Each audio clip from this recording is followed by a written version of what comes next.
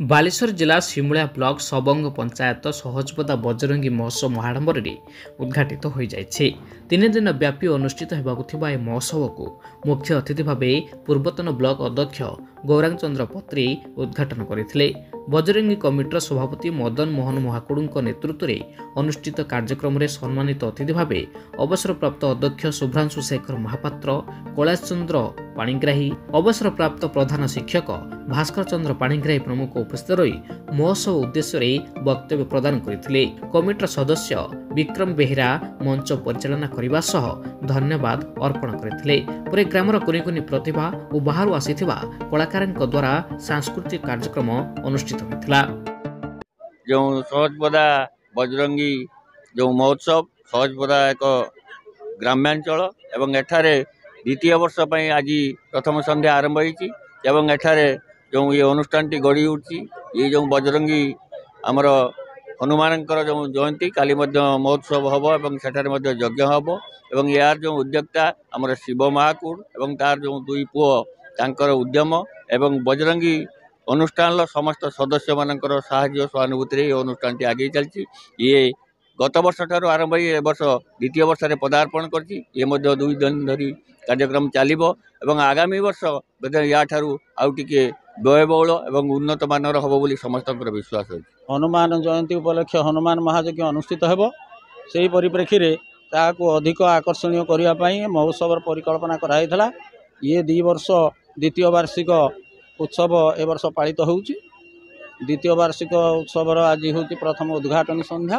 ये उद्घाटन संध्यार विभिन्न प्रकार सांस्कृतिक कार्यक्रम आयोजन कराई एवं विभिन्न प्रकार पिलामानंको आकृष्ट करने विभिन्न प्रकार खेलना दूली इत्यादि व्यवस्था कराई। आगामी दिन में ये महोत्सव 3 दिन धरी चलो। आगामी आज उद्घाटन है आसंता काली जयंती उपलक्षे पुणी द्वितीय संध्यार आमर तारका सिने तारका भवि मिश्र आसबार कार्यक्रम रही। तृतीय दिन उद्यापन हम उद्यापन दिवस आम से प्रकार अतिथि मानू अर्चिता जड़े सिने अभिनेत्री अर्चिता आसबार योजना अच्छी। द्वितीय वर्ष पदार्पण कला प्रथम वर्ष भी होता एवं द्वितीय वर्ष आहरी आकर्षणीय करा जायछि एवं यार मेन उद्योक्ता मदन महाकुड़ ताको मु शुभेच्छा जनाऊँगी। बहु कष्ट स्वीकार करी से महोत्सव को द्वितीय वर्ष पदार्पण करछि एवं आम समस्त सहयोग रहिले आर वर्ष को आहरी उन्नत एवं अग्राधिकार भाव में एटा कहि परिबो। या आमर परिकल्पना एटा प्रथम संध्या आसंता काली द्वितीय एवं 3 दिन धरी ये महोत्सव चलिबो। बजरंगी महोत्सव आरंभ होइछि एटा द्वितीय वर्षर प्रथम संध्या।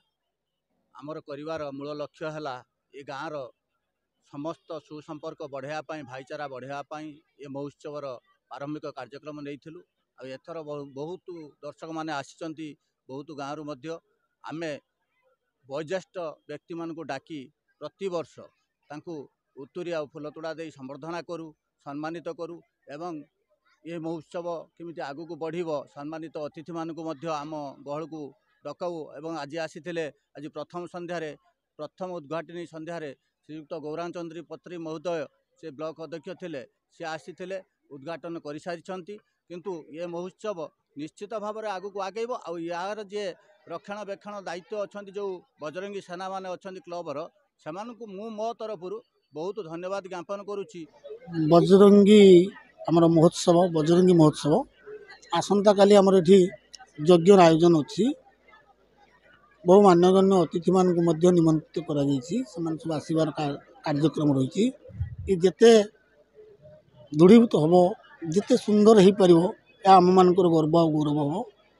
तेणु मुझे भगवान को प्रार्थना करी अनुष्ठान उज्जीवित हो जो महामान्य महामान्य कहले अत्युक्ति हम ना जो शिवप्रसाद महाकुड़ पुओ मैंने ये जो कार्यक्रम आयोजन करते मैंने प्रथम आरंभ कर किए सहयोग करी तो आंतरिकता भगवान मंगल रखु।